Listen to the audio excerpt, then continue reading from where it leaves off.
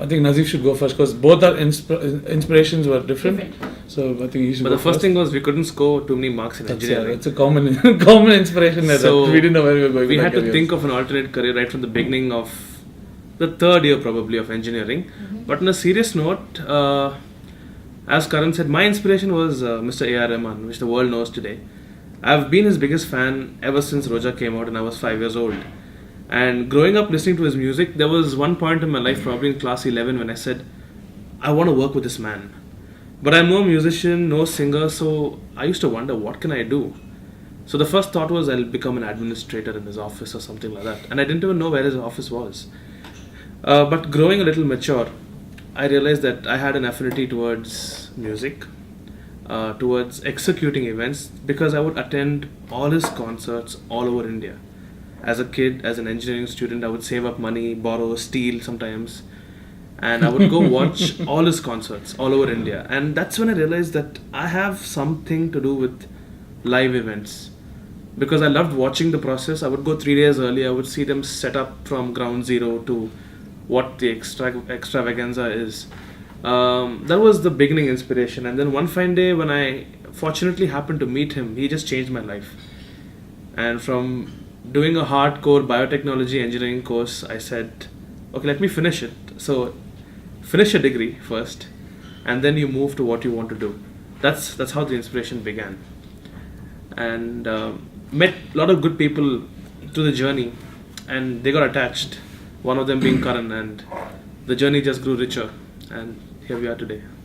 So for me, when I was in college, I was part of a lot of bands. I used to play the guitar, I used to sing, and so there was this one band that we formed called Grubby Halo, which is outside college. There was a bunch of older guys. And then there was a ban on live music in Bangalore back in 2009. So where pubs could not allow bands playing because they came under the live band rule.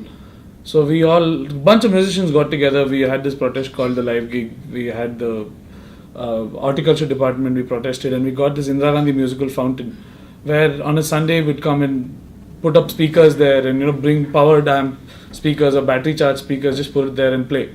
And like 30 bands and 40 bands would just come and play there. So that is where I realized this is something I like doing. This is something I like. I loved organizing it. I loved calling out people, and I loved the fact that for free 35 bands would just come and play there for just the feel of music. So in the beginning, I was probably not as commercially smart because I was again a little too niche in what I wanted to do. So I thought, okay, let's promote local music, let's promote rock, and let's promote blues or whatever. But then over time, over being in the industry for so many years, it teaches you a lot of things, and we have had our ups and downs, and initially being downs more than ups. So trying to get sponsors, trying to just get some sound together and stuff. So but then that's when I met Nazif, and then he showed me the commercial angle to all of this, and then we figured out, okay, there's money in this as well. There's not just losses, So that's pretty much. That's what happens actually. You want to become an event manager. I think in school itself, when you're organizing your dramatics, your school fests, you have that X factor in you. You don't want to be too much on stage, but you want to be behind the screens because you want to be the hero of the entire fest, not just one play. That X factor comes into you at a very early stage, probably when you're 12, 13, and from there on you have the instinct of just growing with that. I think by college, most of us and most of the event managers today also will have the same instinct, would have had the same instinct that we want to become event managers. We want to run the show than just be a very small part of the show. That winning factor is what pulled us towards events. And yeah, so Karan had this strong sense of putting things together, and I had this strong sense of creating something, and selling it. Yeah, like selling it. Yeah, like I would know what to do, what people like. But Karan was very exclusive to what he used to do. He just said, I don't care about money, I don't care about, that phase, that rebellious thing where music has to be there. So I was thinking, okay, let me use this guy's evil forces with my good forces and let me try and combine something good. So far it's worked. The evilness has worked and my goodness has worked. So it works. This is how we began. So, Ignora. Then after that is, we've just done a lot of, all kinds of shows after that. We've done niche shows, we've done commercial shows. Let us ask the next question. Yeah, you can go on.